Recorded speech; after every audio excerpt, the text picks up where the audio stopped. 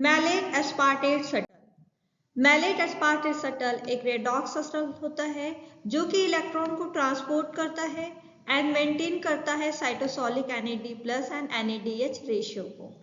NADH glycolysis में cytosol में form होता है एंड एनर्जी प्रोड्यूस करता है via the electron transport chain. Electron transport chain में NADH+ को जाकर एनर्जी प्रोड्यूस करने के लिए उसको साइटोसॉल से माइटोकॉन्ड्रियल में जाना होगा, लेकिन जो माइटोकॉन्ड्रियल इनर मेम्ब्रेन होती है वो NADH के लिए इम्परमेबल होती है।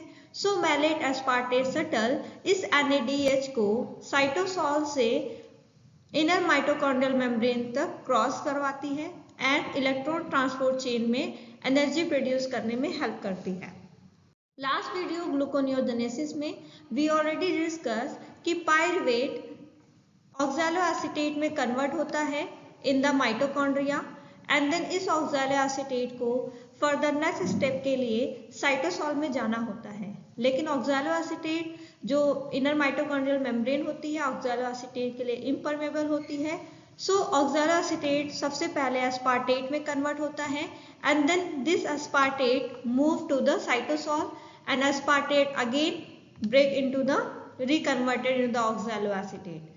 Then oxaloacetate next step को करती है एंड फॉस्फोइनोल पायरुवेट फॉर्म करती है।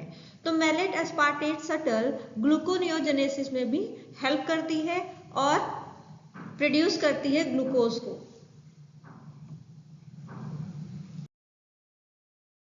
मैलेट एस्पार्टेट शटल सबसे पहले NADH+ ऑक्सैलो एसीटेट को रेड्यूस करता है and then oxaloacetate convert होता है मैलेट में in the presence of malate dehydrogenase enzyme.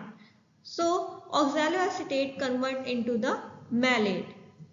Now this malate it cross the inner mitochondrial membrane and reach to the matrix. So malate matrix में आ जाता है and then malate oxidized with the help of the NAD+ and NADH+ is produced. Malate is converted into the oxaloacetate in the presence of malate dehydrogenase. Next, this NADH+ is now used for in electron transport chain and produce energy. Now, oxaloacetate inner mitochondrial membrane is impermeable to oxaloacetate. So now oxaloacetate convert into the aspartate by the transamination reaction. In this reaction, glutamate with the help of the glutamate, aspartate and alpha ketoglutarate is produced and enzyme is aspartate transaminase. So oxaloacetate aspartate में convert हो जाता है by the reaction transamination and enzyme is aspartate transaminase. इस reaction में then alpha ketoglutarate produce होता है।